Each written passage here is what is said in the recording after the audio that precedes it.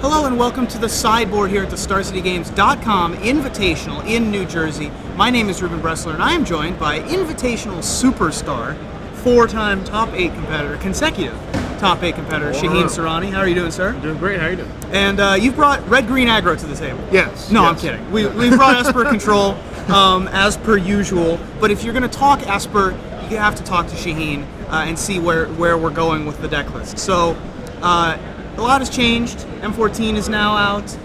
The metagame's shifted in a lot of strange directions. Junk Reanimator not as important as it used to be. Jund way bigger than it's ever been, basically. And you've made a couple of interesting changes. So we're going to start off with your control package. The main draw for Esper, to me, is to be able to play far and away, and especially Warped Physique. You were talking to me before we started recording that Warp Physique is better than Doomblade in a lot of important ways. What are some examples of why Warp Physique is better? I'd say almost in every way it's better. I think that the Warp Physique drawback is very minimal. You can't kill bigger guys, so maybe a Rurik Thar might give you a hard time, or some other expensive things like Ancient Serenity. But for the most part, you don't want spot removal to hit the big game stuff. It's mainly for turns 1 through 4, where Warp Physique takes care of everything. They have Olivia Voldaren, you can't kill with Doomblade. They have Falconwrath Aristocrat, can't kill with Doomblade. The High Priest can't kill with, even the Cartel Aristocrat. Any of those early drops in those junk decks or in the Aristocrat decks are unkillable with Doomblade. Right. To the point where it's almost as bad as like Victim of the Night against a zombie deck. You can't even cast it. Sure. So. Yeah, so, and also being able to take down Falconwrath Aristocrat, giving it the minus instead of just killing it outright, very important. So that's one of the major draws. And of course, hitting the 6 drops, not as big a deal because you can usually counter those or deal with it with far and away or something else. A wrath effect. Right. And so one of the big discussions in its entire life in Standard, basically, is Supreme Verdict against Terminus. Which one do you want more of? Which one's more important? At the beginning of Return to Ravnica, Terminus was just better because of all the Zombies decks, all of the Undying. Then there was a long time in the middle where Supreme Verdict was better because of all the creatures that were around. The only one that did anything after you played Supreme Verdict was Thragtusk. Everything else was just better to Wrath. But now, we have White-Black Humans, we have Junk Aristocrats, we have regular Aristocrats, everything's a Doomed Traveler, the best Doomed Traveler ever, Voice of Resurgence is out there. So what's your split on Supreme Verdict and Terminus this weekend? I'm still 3 and 2. 3 Verdict, 2 Terminus. I think Terminus is very good. I think there's a lot of Esper players that play 4 Terminus. However, I'm one of those players who likes to grind down, get down to 3, 4, 5 life, and have it in my own hands rather than depend on a Miracle Terminus. I like to have the Verdict early to survive. Obviously, a Miracle Terminus is always better than a Verdict early on. But still having 2 Terminus allows you to deal with those Voice of Resurgences, to deal with those in-game regenerating Varals, things like that. And I think that you need a split. I don't think you can go one way or the other. Every Esper list I had prior to this had 4 Supreme Verdict, 0 Terminus. I think those days are over. And I think if you're going to play Esper up until rotation, it needs to be some kind of split so you can deal with everything. Sure.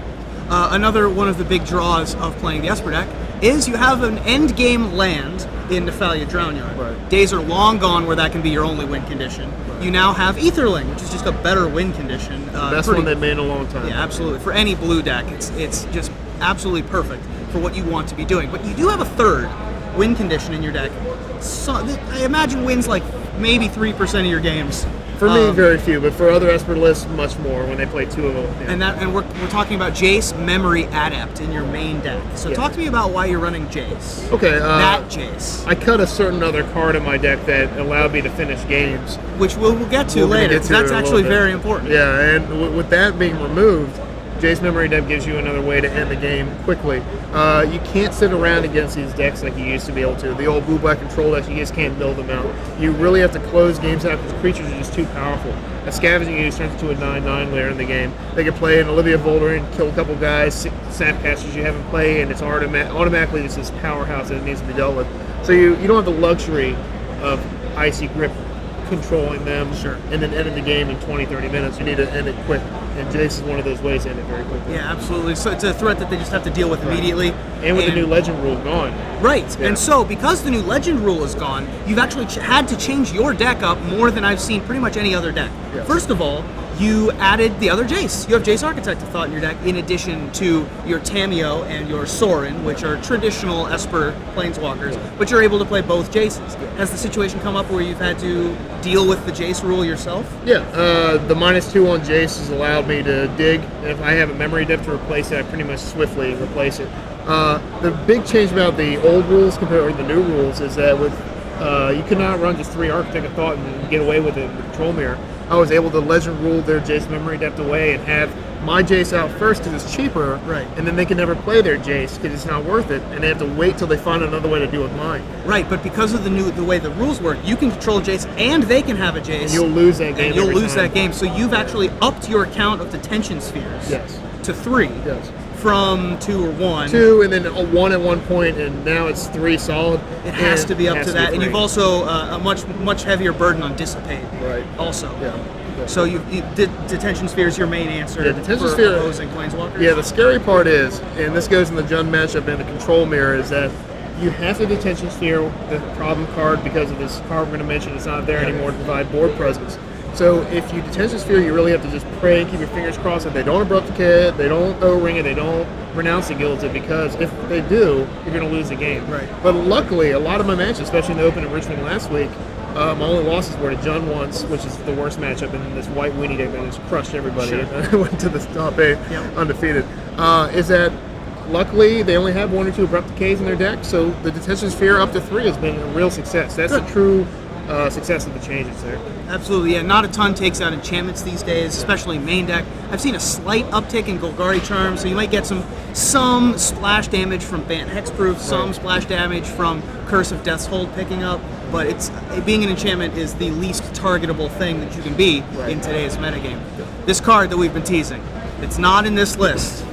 It's gone. I'm sorry, but Lingering Souls is no longer in Esper control. What gives, man?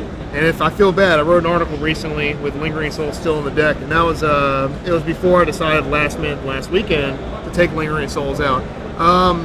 It was never very synergistic with Esper. It was a good win condition post Supreme Verdict. It stalled early on. It allowed you to survive, but it simply is so bad against Jund. It makes Bonfire good against you when Bonfire should be horrendous against you. It makes Golgari Charm and a turn minusing tokens, killing Planeswalkers. It gives you a false sense of security to protect Planeswalkers. So there's so much hate for the 1/1s now. It's like you said, Curse of Death's Hold. There's graveyard hate with Scavenging Ooze. I can't even play Lingering Souls on turn 3 without it being removed.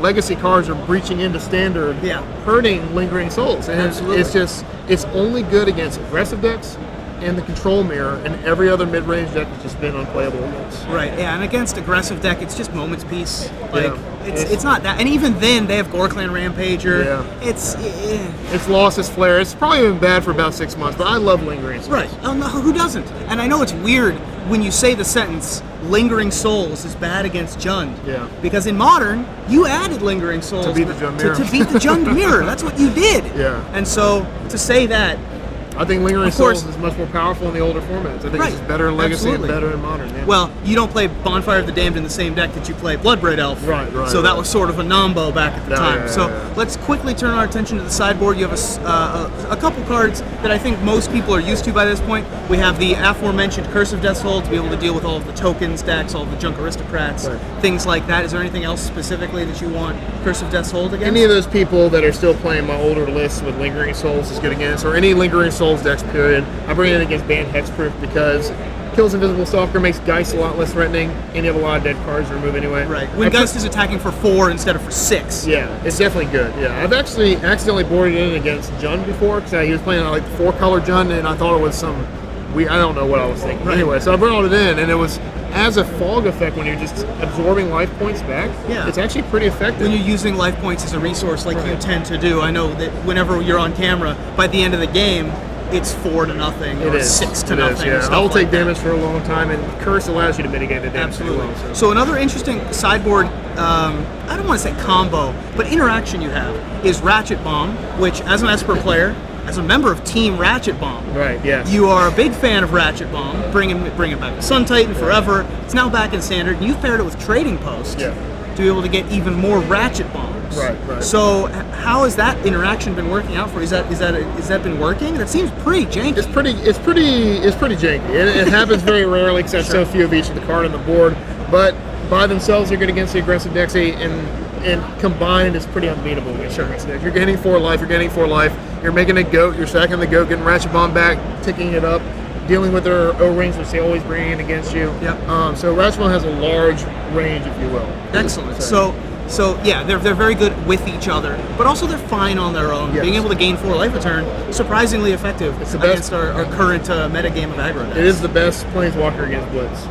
It's a Planeswalker. go. The gaining 4 life is a mode that I wish any Planeswalker had.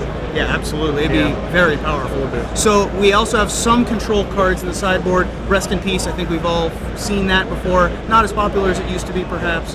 You have a Psychic Spiral as well for the control mirrors and also for the Grizzly Salvage decks. Yeah.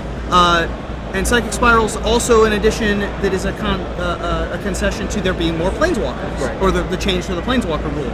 So explain that real briefly for me. All right, well, like you said, Psychic Spiral is the biggest reason for it is because Jace's memory depth unchecked is game over usually. In this scenario, Psychic Spiral means an unchecked Jace memory depth is game over for your opponent. Yeah. It's impossible to play around. It's impossible to see coming. Even if they think it's coming, they can't stop milling you. They can't stop drown yarding you.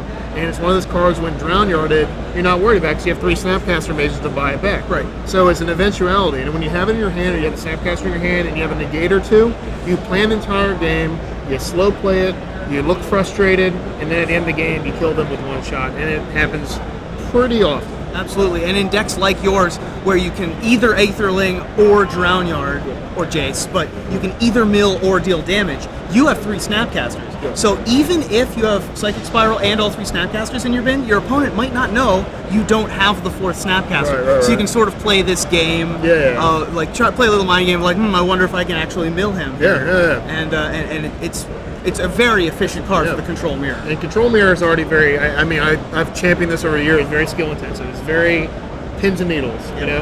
Aggro is much more linear when you're playing against it. You know what to do, you gotta survive.